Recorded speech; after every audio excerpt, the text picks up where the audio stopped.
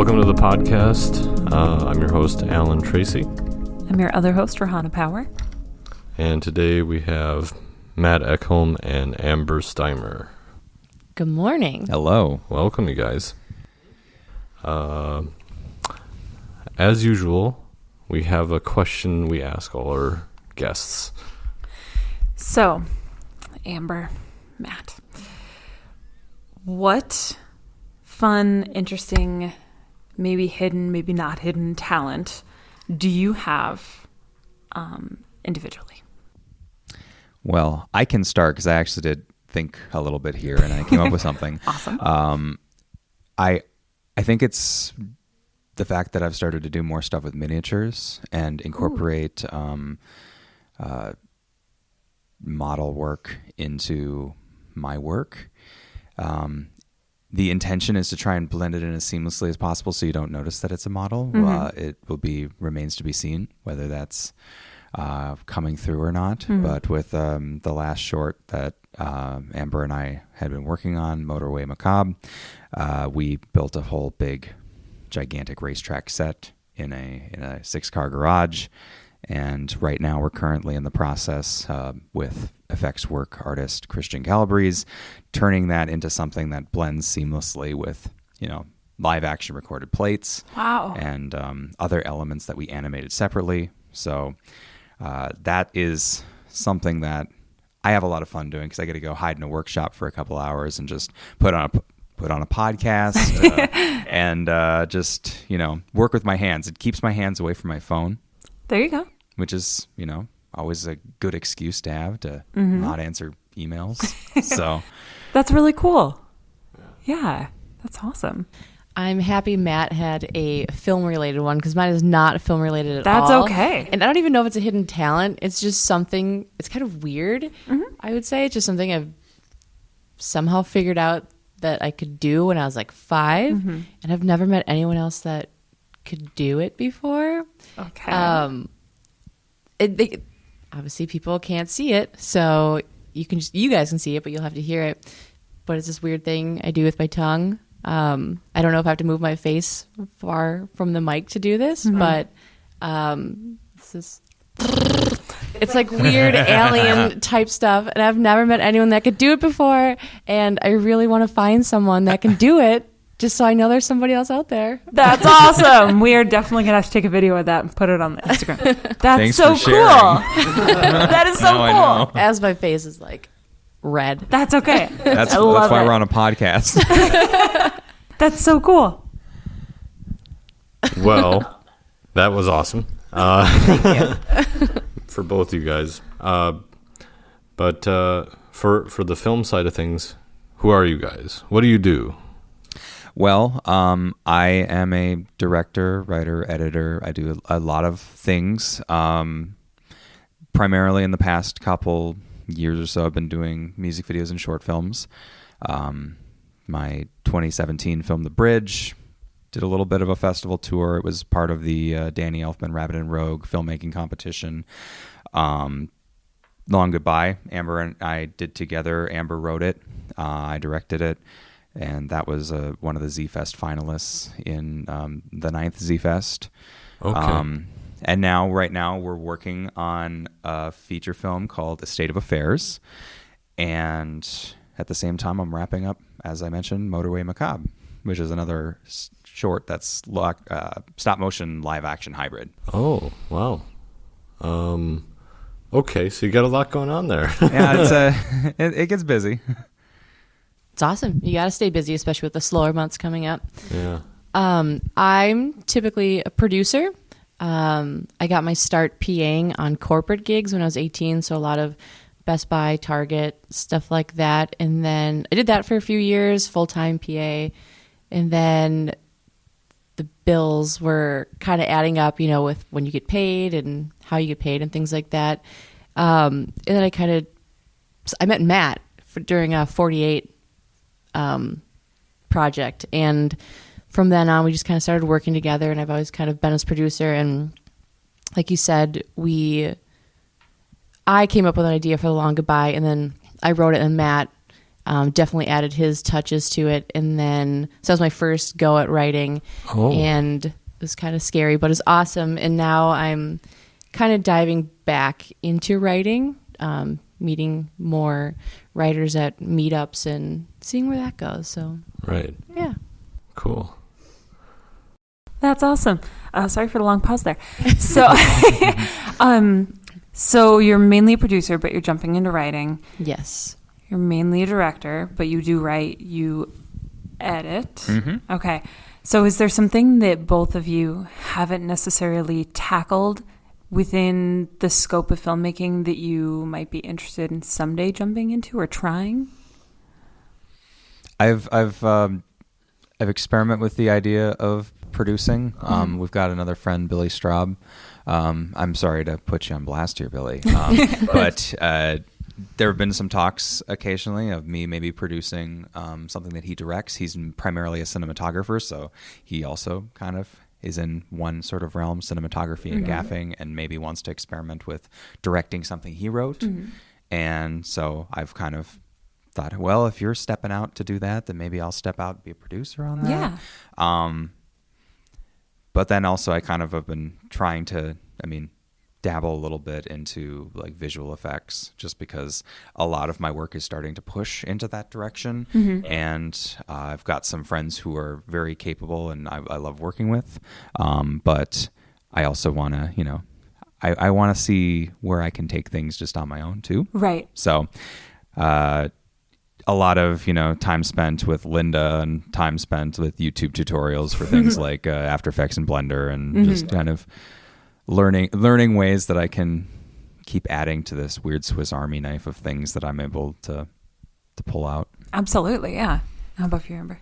Yeah. Matt kind of got me into Blender. We had a meeting in my car because we had nowhere else to meet. So we had a 3-way phone call and we were chatting and the meeting ended and he's like, yeah, you should really give Blender a try. I want to get all my friends on that so we can kind of see what we can come up with, our ideas, and make some pretty cool visual stories, short stories, maybe features. I don't know. That might be a stretch. Yeah, we'll see what happens. But I've recently, I did a few editing classes in college, and then that kind of fell by the wayside.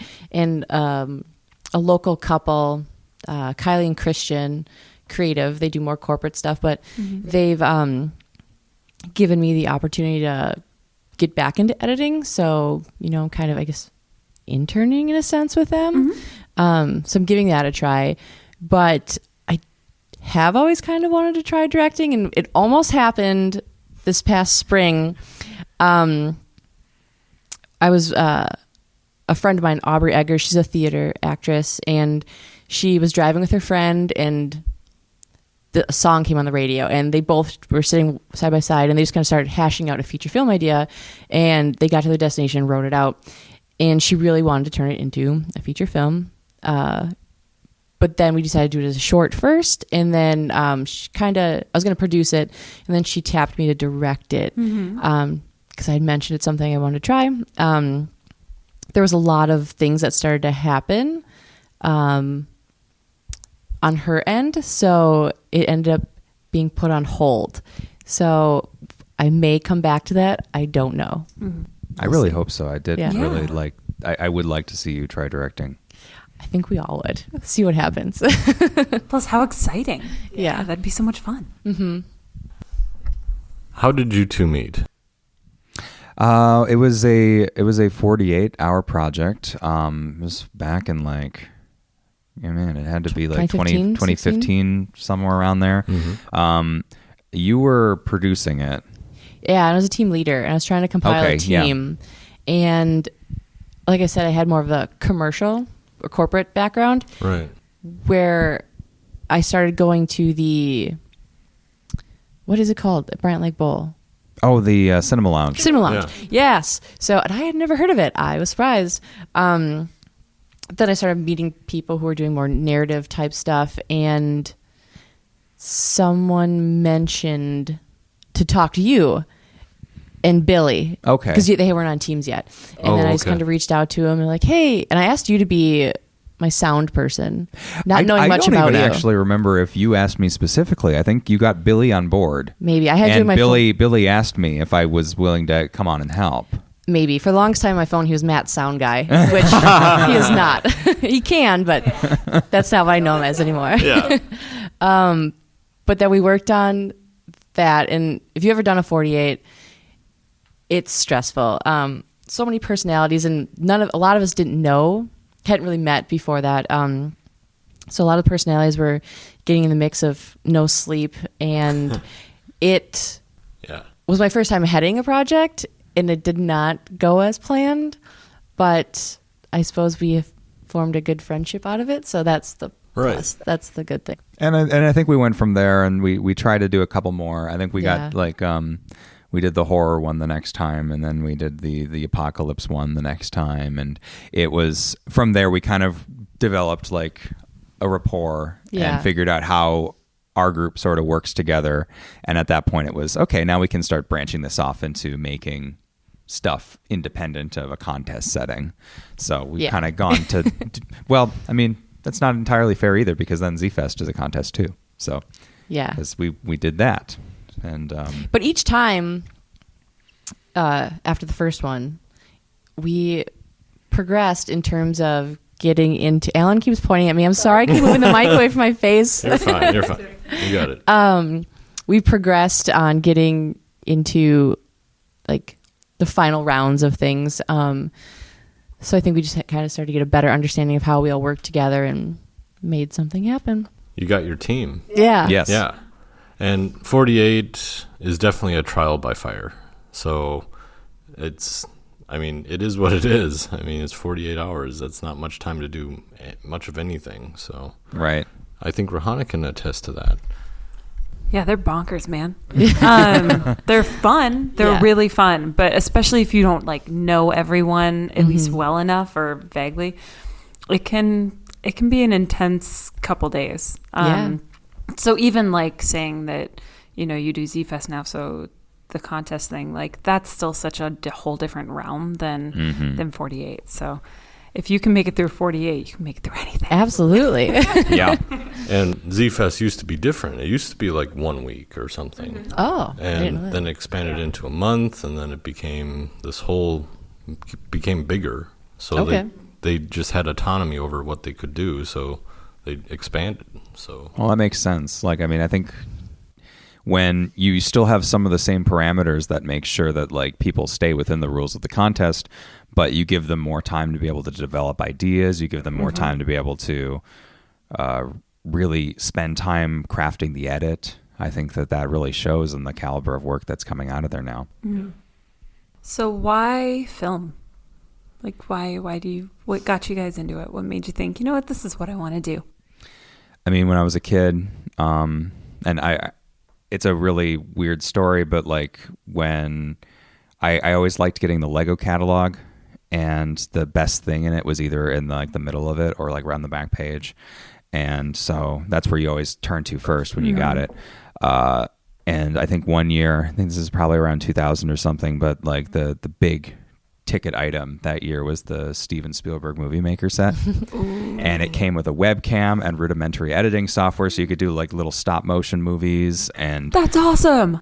yeah, it was like once I got my hands on it, that's all I wanted to do. Yeah. And I think that's kind of where I started to realize, wow, this is like a job that people do. It's not just like a toy.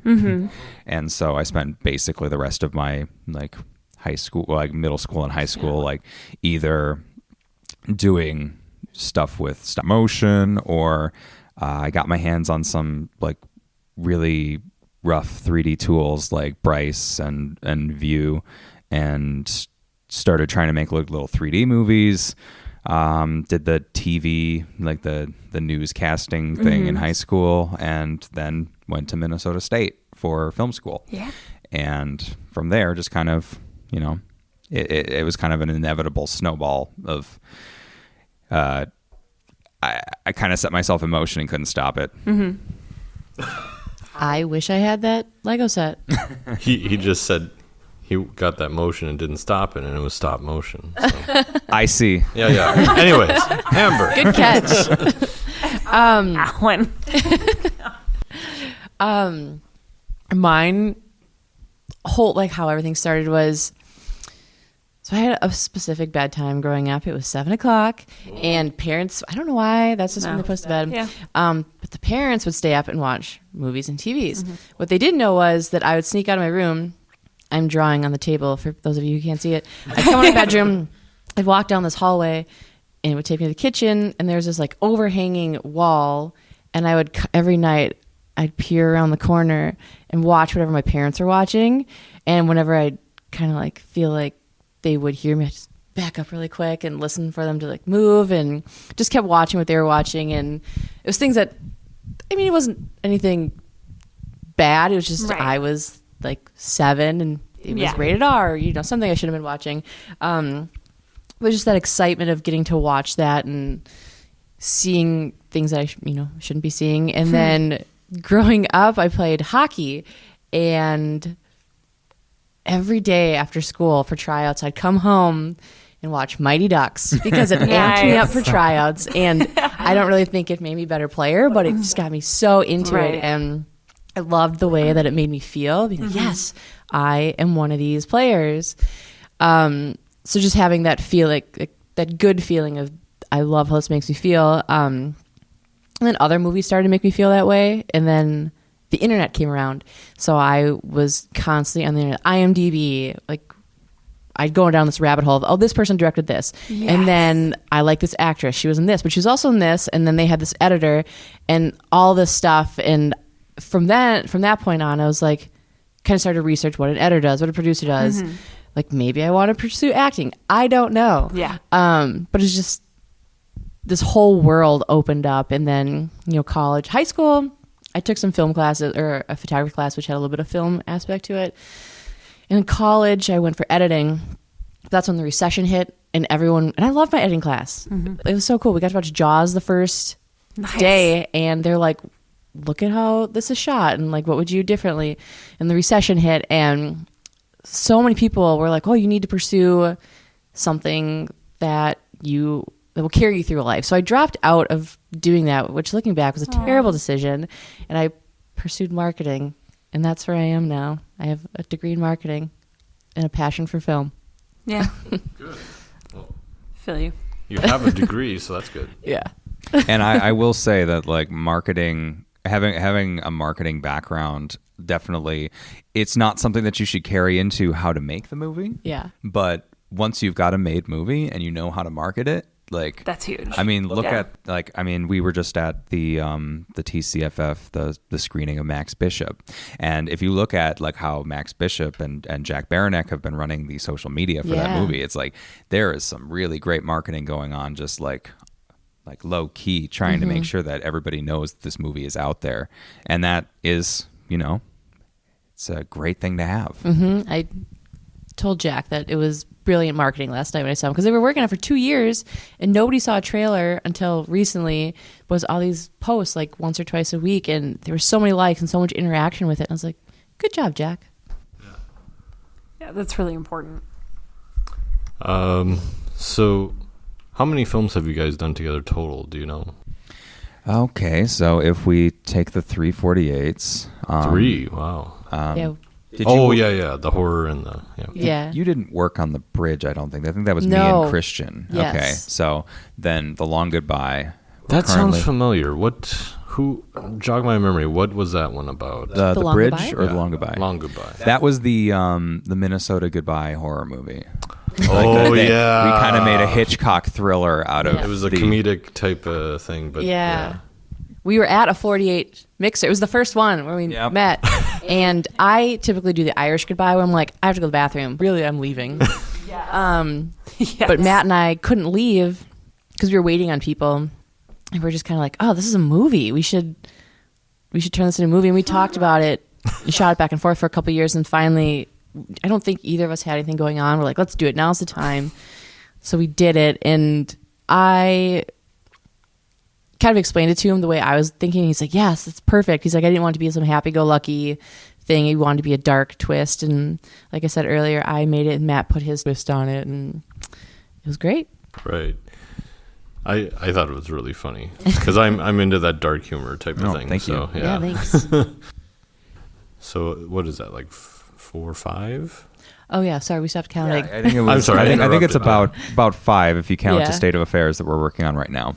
And that's a feature. Yes, I do like to kind of put an asterisk on it because Okay. it's a movie that is like not only set in the 1930s, but we're trying to make it as much like a 1930s comedy as possible. So I like to use the term four-reeler because it's going to be like right around 60 minutes. It's going to be like what a Right. feature was back in the day, as opposed to trying to hit the 90-minute mark. It is once you hit that, yeah. Yeah. I mean, like 60 is the length that a feature, like the bare minimum it can be. But generally you want to still try and hit 90 so that you don't feel like you're just like it's just barely there. In this Yeah. case, it's a play. It was adapted from a Fringe Fest play that was only runs for about 40 minutes. So it's kind of we're going to embellish a little bit to bring it up to 60 and say this is what a Cary Grant movie would have been back in the day. I think we'll stick with that. And we had Allie on. Yes. Who is in the play. Well, was in the play. Allie's in the play, and she is also going to be in the film. There we go. That's awesome. Go Hallie. Yeah, we did our cast announcements a couple months ago. We're currently in the process of shooting some material for an upcoming crowdfunding campaign. Okay. Savannah and I have been working behind the scenes on building out what the campaign is going to look like and how we're going to, present our vision of, well, I say our vision, but I mean, it's really Savannah's vision of these characters in this universe she's created. And I'm just kind of the technical conduit to bring it to the world in film form. But we're trying to figure out like how we're going to market that message, because really it's a film that we feel very strongly like we want to see manifested in the world. I really love this story. I loved it enough that I went to the play and like took Allie aside and was like, I want to make a movie out of this. And she immediately brought me over to Savannah and was like, talk to Savannah. And so we're trying to figure out the best way to kind of take our passion for the story and make sure that everybody else understands what's so special about it. And so that's kind of what's happening behind the scenes right now. That's really cool. I mean, you just attended the play, right? Yes.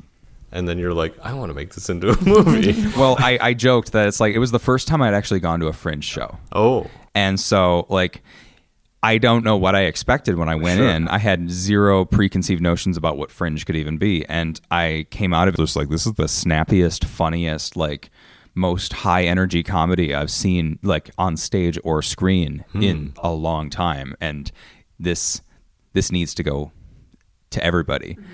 And my joke now is I'm like, I have to be really careful about the Fringe shows I go to because I can't adapt them all. And That could be your thing, though. You could be that guy But that does that. I got other stuff I want to do That's true. too. I have to be careful. how about you, Amber? Did you see the play or? I didn't see the play. I've never been to a Fringe show. I hope to go next year. But Matt sent me the script, and then I met with Matt and Savannah. And Savannah was reading along with the people auditioning, and to hear her reenact those characters was phenomenal. The way she would just get into those characters, I just got me so excited to see it. I was like, this has to happen. And then Matt brought his fancy old-timey microphone to kind of make it. I learned more about it actually. Okay. So it's a Placid audio copperphone, which is this microphone that uses refraction inside the microphone to kind of create that old radio sound. And I sent an image of it to a friend of mine who is a music producer. He has his own studio in Zurich, and he told me that it wasn't the microphones that created that old-timey sound that we associate with old audio. Really? It was the antiquated recording equipment that couldn't take the fidelity that the microphones could record and translate it to a physical medium. So like, and once he explained that to me, it made perfect sense in retrospect. It was like, he's still using 1950s microphones to record new music today, right, but he's recording it to a much better recording medium that better preserves the audio that he's getting from it. So man, I had never even thought of it that way. So what we're really doing is a form of emulation of trying to take that old timey sound and save it for posterity. Yeah. But all the same, I feel like that's splitting hairs and getting into the minutia of it. It's going to sound old timey. Right. That's so fascinating though, because I never would have thought of that. Yeah. I mean, but again, in retrospect, it makes perfect sense. Right. Because it's like, you don't think that every movie's been shot on film, but like we watched them on VHS, you know, back in the day. Yeah. And it's like, when you get those films restored, like if you had like My Man Godfrey is one of the films that Savannah likes and is one of the, it's not one of the direct references for A State of Affairs, but it might have been in sort of the background brainness because it's of that era, and it's in the public domain. So basically, since they didn't refile their copyright, anyone who had a copy of the film could, you know, press it onto VHS or DVD and sell copies of it. So a lot of people see those old public domain movies and they see them in such a really bad, unrestored way. Yeah. And that's just the way that media was consumed by a lot of people. But then someone, and it was Criterion, went back to the print and did a Blu-ray transfer. And that film is still just as beautiful as it has ever been. Yeah. And now there's just a medium that you can watch it on that really takes all the craft that they put into it and actually puts it on the screen the way it was always meant to be seen. And that was my first time coming into it. So it's kind of weird to think about how we're going to be intentionally doing some destructive things to the audio in order to create that feeling, when my first interaction with a lot of these films has been the original intention, that like without any of those things. Yeah. It's a weird sort of like kind of, I don't know. It's kind of how you have nostalgia for the sorts of problems with media that were present in your time, like how the VHS filter has become very prevalent now. Yes. And I've already kind of, with like Jonah Hill's movie, mid-90s, you see, those little chip mini DV camera, that aesthetic is going to start coming in the next couple of years. Everyone's going to want to get their hands on a Canon XL1 and try and shoot like this is a movie that was shot in the 2000s, you know? Oh, no. Not a fan? Well, no, it's fine. It's just that I think about the times when these were like the mediums we were living in at the time. Whether you're in high school, whatever, shooting on VHS or whatever. And you don't like the imperfections then. But now that we have all this great technology, suddenly the imperfections seem like they're the only thing that makes something interesting. So what do you think about that, like style over substance type of thing, you guys as both producer and director? Like where do you guys draw the line? I don't know. Okay, I wanted to give you first crack at it because I've been taking the first rounds of these. Personally, I like to think of like 28 Days Later, where it's like that was a movie that was shot on mini DV, right. but it was shot by a legitimate cinematographer who knew what he was doing and used like it really comes down to lighting. And I mean, if you have a good gaffer like Billy Straub, you can do amazing things with whatever camera you have. Right. And I think that I was even just thinking about it. I had jury duty, and they showed us some video from like the 90s with like some Supreme Court justices talking about the importance of jury service or whatever, and all I could and it was kind of boring, but all I could think of was like, wow, this they really lit this very well. It was shot on like in SD, and it looks better than some stuff that's shot in HD on a camera that like can shoot in the dark, where it's like, oh, I don't need a light, I just need to crank the ISO to 5000. Right. So it's like, I think the one thing that I regret the most about being young is like that I kind of was in high school around the switch between SD and HD, and I was like, well, I don't want to shoot my ideas on an SD camera. I want to shoot them on an HD camera. But it was like, but you were in middle school and high school, and all your ideas were crap. Yeah. So it was like, why didn't you just shoot something to like learn from your mistakes? And I just pushed that process out further, and I think that no matter what, you're going to look back on stuff and think, wow, the imperfections are like, they're there, but whatever. Yeah. And I think that really I don't know. I kind of went a real roundabout on that one, but No, I think back to your original point is like, I think if, as long as there's artistic intent underneath everything, Yeah. and there's a good reason to be like applying a VHS filter or using a film grain or something, that's perfectly fine. I just think that you need to like understand like why you're doing it instead of just doing it to like say, oh, well, the picture's too crisp, I want to take that down a little bit. It's like, well, but maybe crispness is what you want. Maybe that is appropriate for what you're shooting. Yeah. So Creative choices then. absolutely. Beautifully said, Matt. I don't think it was beautifully said. I think I went in a ton of tangents. So. That's okay. No, tangent, yeah, because I mean, you touched on a few things, but I want to get Amber's perspective because as a producer and marketing, student, you know that like social media is a big deal now, and people are using it to get attention. Yes. So I'm learning so much more about social media than I ever thought I would. So I'm helping A State of Affairs with their social media or on Instagram. I should probably get back into it more than I have been, but like the hashtag game, I was talking to him about it last night, and I see that it upsets you. But I'm just learning so many things about it. Like, you want to use film or hashtag film Minnesota, but from what I just found out yesterday, if you keep using that one, it stops putting your recent posts at the top. Like if you you get penalized for using the same hashtags over and over. Really? And so it's really going to throw everyone for a loop with what they're posting and who they're trying to reach. And you said that was a new like algorithmic switch on Instagram. Apparently just happened this week. And so I'm also interning with a social media strategist. So I have a lot of free time on Thursdays and Fridays.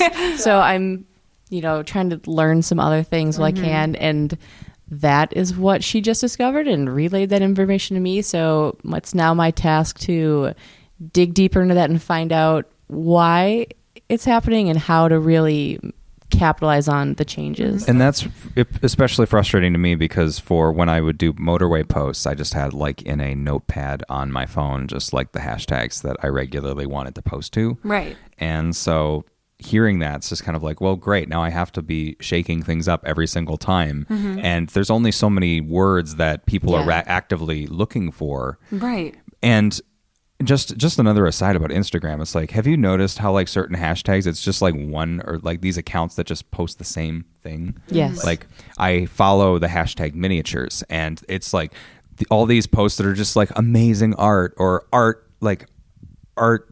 geniuses or something. And it's just like these like galleries of the same like Disney princesses as done in this like other art style. And it's just like, which one's your favorite? And it's just like, why is this post, no matter how many times I block these accounts, why is there always another one popping up like some kind of like weird art hydra? Yeah. It's like I can't get rid of it off my feed so that I am actually seeing what I want. And maybe this is part of the reason why they're doing the switch, but at the same time, like, I don't know. It's also frustrating as somebody who wants to use those hashtags legitimately so that under a hashtag like Film in Minnesota or MN Film, that like the work that I'm doing shows up.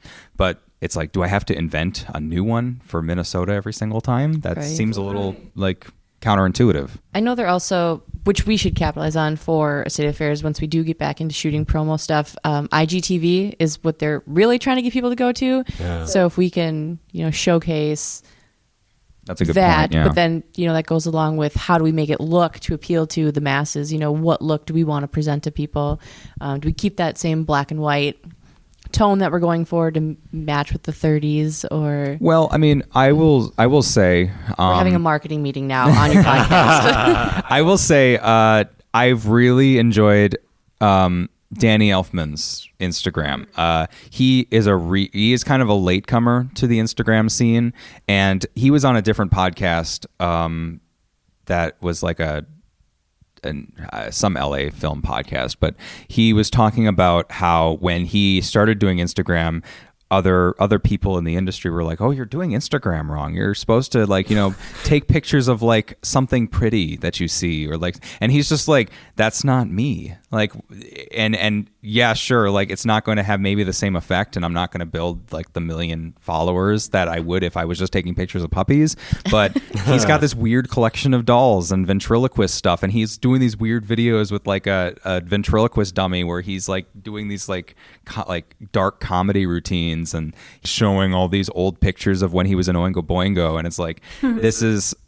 I don't know, as somebody who's been a fan of his work and for a very long time, this is exactly what I want to see. Mm-hmm. So maybe instead of like, I think that if we have a look that's specific and we're going for a specific feel, we're going to find the right people by maintaining that as opposed to trying to create some sort of like generic look that's aimed at trying to get a bunch of people. Mm-hmm. And I think that that's just kind of I don't know. That's kind of the ethos that I've wanted to kind of move my own work towards anyway. Yeah. Is like, I don't want to make work that like looks like everything else. So kind of going off of that, you said that you're a big fan of his work. Yes. Who has influenced you guys like in doing what you do? Like who have you kind of looked up to or like seen their work, whether it's somebody local or somebody from Hollywood or whatever, like where you watch their work and you're like, I want to do something like this, or this is why I want to do what I do. Like, I got a couple. If you got something, you go. I need to think. Okay, cool. I got like definitely local. I want to call out Carrie Jo Skoquist. Yes. She came on as the animation supervisor for Motorway Macabre, but also just all the work that she does, just personally as a stop motion animator, as a sculptor, as just like, I mean, low key Renaissance artist. She can do pretty much anything, and I find that just like amazing because I can barely draw. I can only like I'm only learning how to model in a computer because my hands can't sculpt clay the way that she can. But yeah, like the work and the expertise that she brought to the project, really, it's going to be an incredible like mesh of all sorts of mediums because of what she brought to the table. And I really am excited to see, like, I mean, right now she does a lot of stuff that's like freelance, and with her day job, she's constantly doing a ton of amazing work nonstop. But I'm really excited, and I hope in the near future for her to return to a project that lets her kind of do exactly her aesthetic. Because I think that if there's anything that I've learned really is that from her is that you can do some really amazing things when you really just dial down to what you love and like the sorts of things that you're really inspired by and draw from that instead of like just same conversation. It's like make something that is going to make 5 people super excited as opposed to like 100 people go, oh, I guess that's cool. You know? Yeah. So, but as far as like a bigger picture, somebody who is inspiring, I've learned that my favorite director and visual sort of inspiration comes from Barry Sonnenfeld. Basically, from the Addams Family, growing up with that, just like the sort of morbid sort of like juxtaposition of like their kooky family with the sort of hyper real worlds that he creates. Men in Black, the visual comedy in that, and the universe that he created, that like, and I think it really came into focus when the Series of Unfortunate Events Netflix series came out, where he finally got to redeem himself for kind of the movie that didn't go so well, and really put the entire series, which I think. And this is, again, another tangent, but I think that a series of unfortunate events in our current world is probably the most important kids' literature to read. If you're a child growing up in the world today, you need to understand that adults can sometimes be, at best, benignly sort of useless, and at worst, like, actively antagonists of good.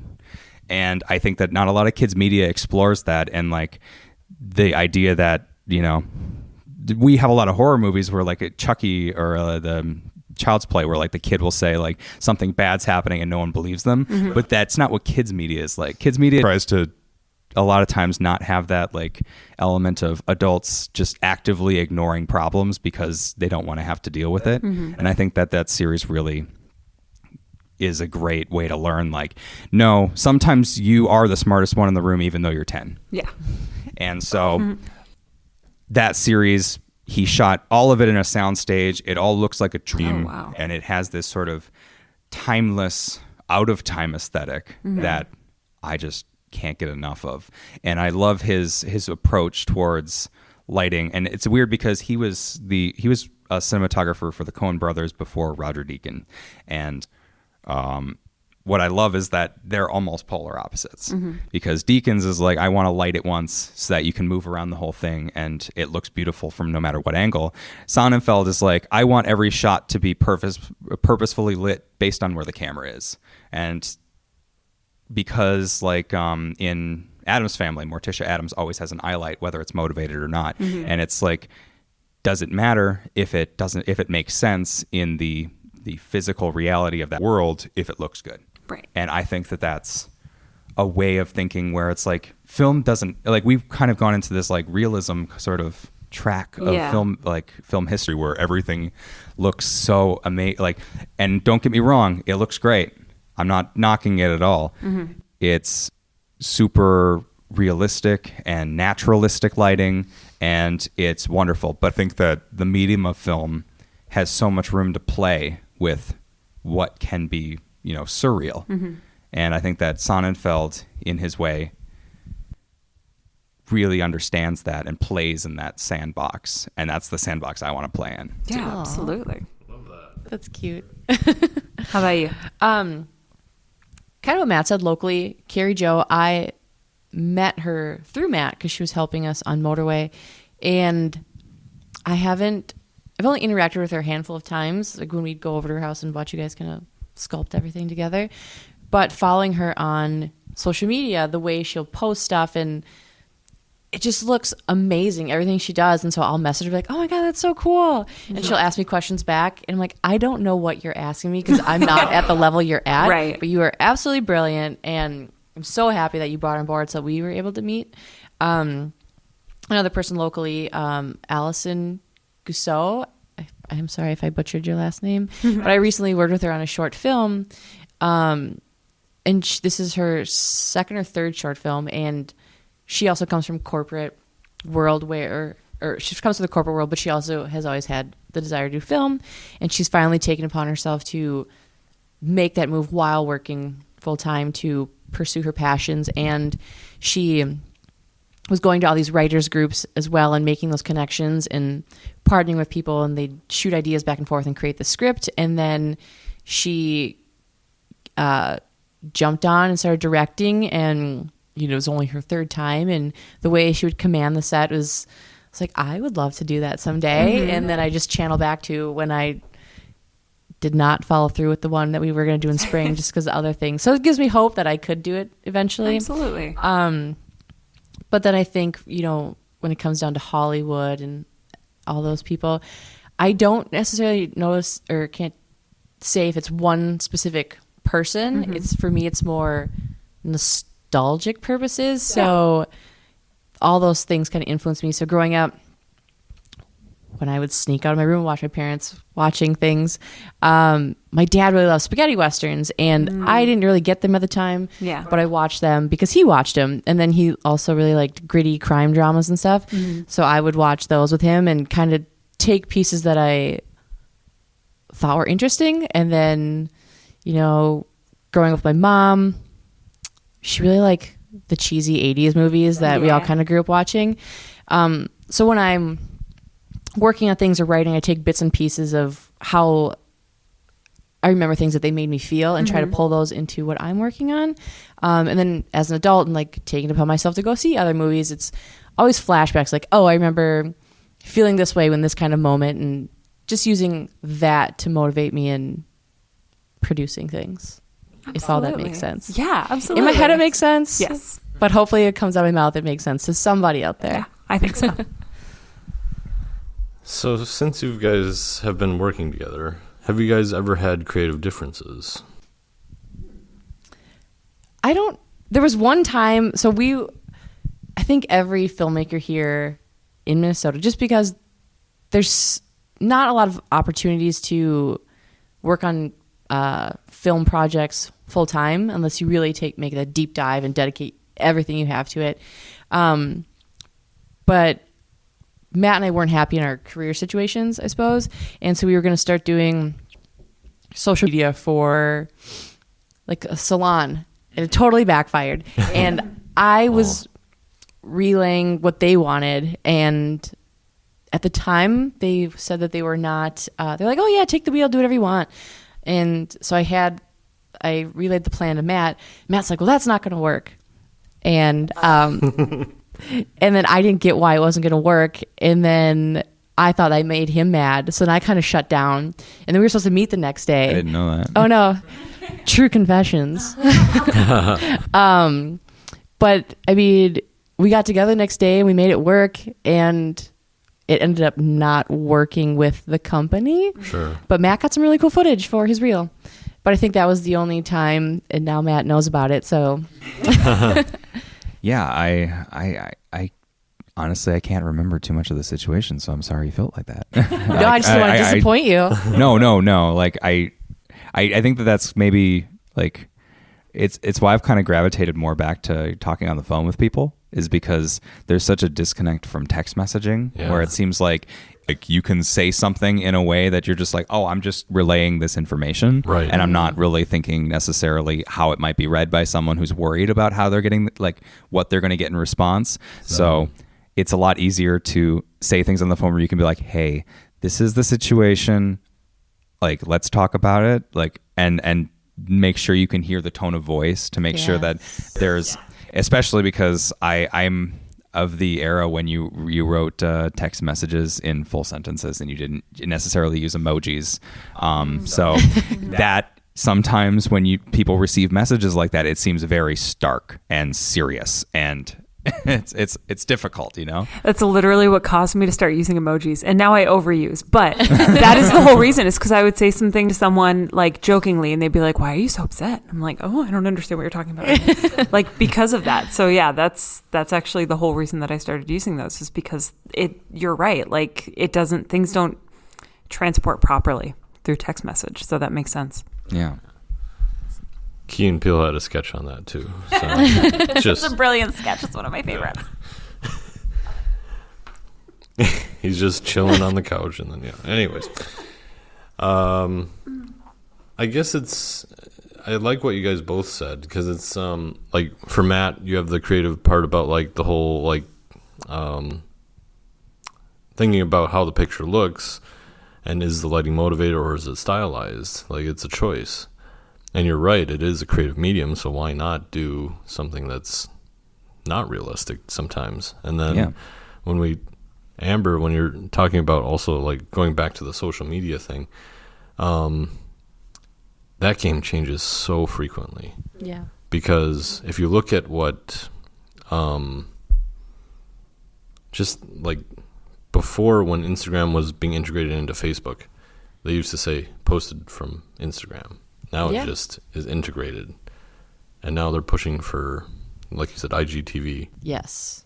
So that means they're going after YouTube market. So the whole idea behind that is the longer you stay, they want you to watch the videos because you stay on the app longer, and they can promote ads, which are hopefully draw you in, and you buy things, and it's an addiction, right? Yes. Well, and I don't know if the percentages are the same that they used to be, but I know that the penalty is still there.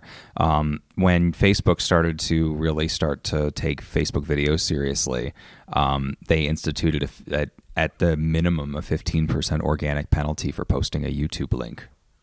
And so, and you got a slight organic bonus if you used Facebook video. So there was a band that I had I had done a music video for right around this time, and I said, let's do an experiment. Let's upload the YouTube video for when people are searching for you, they can find it on Google. If they search the band's name, they'd be able to find the YouTube video.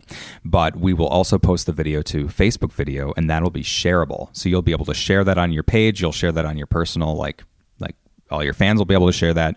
But then we'll also post it to Vimeo, and that'll be like the high quality version. Like when you want to, try and book shows, you can send that along.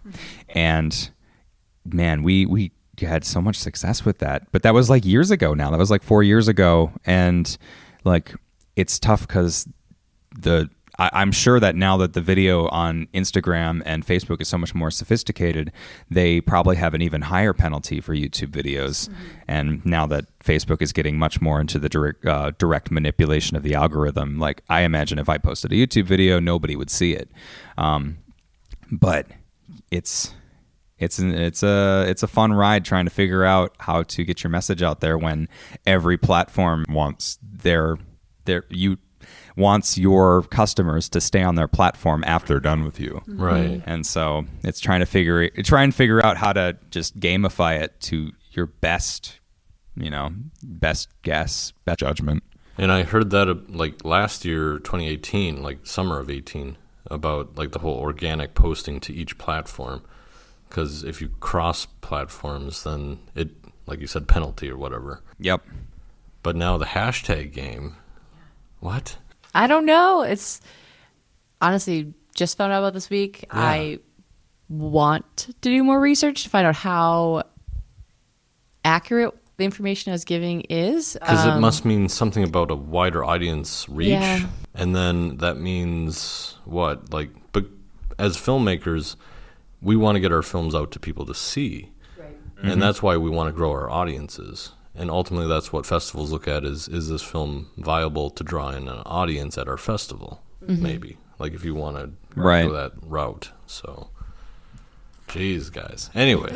Well, and two, it's like, I know that because before we started, we were talking about the Rejected podcast hosted by Eleanor Dendy.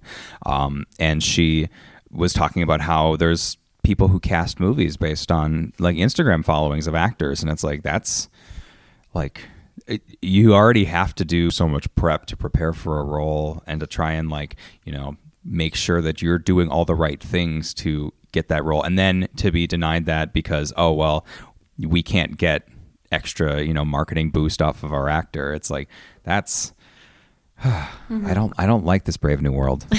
No.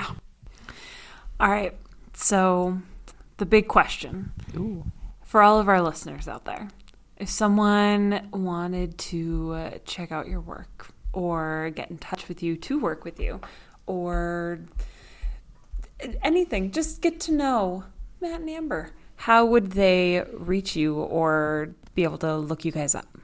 Well, I am on Instagram, just my name, Matt Eckholm. You can go to matteckholm.com. I've also got my work there. Estate of Affairs is on Instagram at estateofaffairs_film. And that's where we're going to be posting all the news and updates. Right now, we've been doing a series of just sort of setting the tone as to where the film industry was in the 1930s and kind of doing some posts about the Hays Code and just like early censorship in film, because the film will deal with situations that would not have been allowed in films of the period. It's about a gay man who is trying to, fool his parents into signing over his trust fund because they want him to be married to a woman. So he hires a call girl, played by Allie Daniels, to try and pull the ruse on his parents, get access to his trust fund, and run off with the love of his life. As Savannah puts it, it's the movie that she would have loved Cary Grant to have been able to make. Yeah. So that everything we're doing right now is kind of in a build-up to us having material that's directly related to the story and the characters. But it's a great way to kind of get introduced to some of the history around filmmaking. You may know some of the names of movies or maybe some of the names of actors from that era, but you may not know kind of the underlying politics and how everything was running in the industry back then. So we're trying to do that. Absolutely. And then also Motorway Macabre is almost finished. So, but that one doesn't have its own page. So Okay.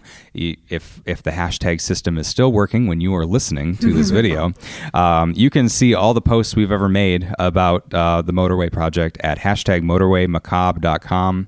I personally like to think of it as Motorway Macabre because that sounds a little bit less like, it sounds a little less like macabre, but I mean, that's kind of, that's the way the English-speaking world thought that word should be pronounced, so I'm kind of stuck with it. I was in the spelling bee in 5th grade, and the word that got me kicked out as the final 5 was macabre. Wow, I didn't know Yep. that. Wow. Yep. For me, sorry. I was having flashbacks of getting kicked out of the spelling bee. Aw. On Instagram, I'm just Steims. I should probably put my full name on there as I become more professional, I suppose. I don't really use Facebook anymore. I go through a phase of deactivating and activating, so sometimes people don't know I'm still there. Yeah. But on Facebook, I'm just Amber Steimer. And then what Matt said, you can find our work on the Estate of Affairs site that he just mentioned, and then the Motorway one. And then whenever I get my own projects going, I suppose I'll get a website like everybody else and post it on there. I would actually recommend, I know that this is podcast land, so usually we're hearing a lot of, what is the Squarespace and Wix. Yes. Adobe now has Adobe Portfolio, and that's what I use for my website, just because what I wanted out of my site for the longest time was being able to set up an Adobe Behance page and then just pull that information into a website. And that's what Adobe Portfolio is. It just takes all your posts on Behance, which you can use as just a portfolio builder, and then you can set it up as a website. And honestly, it's so easy. It's So like nice. it makes it like so much smoother and so much less like trying to fit a square peg in a round hole with that sometimes those template site builders can be, where it's like, you know what, if you can build something that it lets you do, it's a great system, but as soon as you're like, hey, I wish I could do this, and it doesn't let you, you're in a world of hurt. Yeah. So I just felt in the spirit of this being a podcast, having a plug for a website template builder would be appropriate. There you go. Well, thank you so much, you guys, for joining us today. Yeah, it was thank nice you for getting to having meet you us. and get to know you a little bit. And Yeah, it was a learn great about your time. projects. Thank you. Yeah. I'll ask it. I'll extend. I'll give you an extension here. What's your why? Why do you guys do this? You could do maybe any number of things, ultimate frisbee or whatever. Maybe you do that. I don't know. But why? Why do you want to switch it out where I film go in first? Minnesota? Why we film in Minnesota, or just film in general? I cut Either you off. or. I'm sorry. Either or. Oh, why? Just because it's the only thing I've ever wanted to do since I was in 8th grade. And like I said, I work in corporate world right now, and it is the most soul-sucking thing that I could imagine. And I had the opportunity to pursue film projects, creative or narrative and corporate full-time, and I chose a different path, and I regret that. And now I'm just on this trajectory to fulfill my passion for filmmaking and just keep doing it in any way that I can. Good. And I'll give another like weird childhood story to relate it. I mean, the other thing that I really liked doing as a kid was playing SimCity. And I sometimes joke with my parents that it's like, if you guys had recognized like video games as like a potential like indicator of where my interests were and told me that like planning cities was a job, I might have gone into urban planning. And so, but I didn't make that connection. I didn't see the connection between the two. So I went into filmmaking. But I think the reason why I'm here and why I keep doing it is because there's things that I want to see, and there's films that don't exist that I want to see made, and I have to be the one to make them, I guess, because I'm the only one who's really excited about like, and not to say that certain things wouldn't get made. Like I would really hope that if if it wasn't me, that somebody would have picked up the baton and said, no, A State of Affairs needs to be seen. It needs to be out there. But I think in some cases where it's like, a movie about like a civil servant trying to like rehab a bridge done in like a, Tim Burton style, or a Minnesota like Hitchcock thriller, or any of the other sorts of things that we're working on right now. It's like, I feel like if I would have wanted to see them, and if not me, then who? So that's kind of why I keep doing it. Great. Well, yeah. Thanks again, guys, for coming on. Thank you. Amber and Matt. For Film in Minnesota, I'm Alan. I'm Rahana. We'll see you guys next time.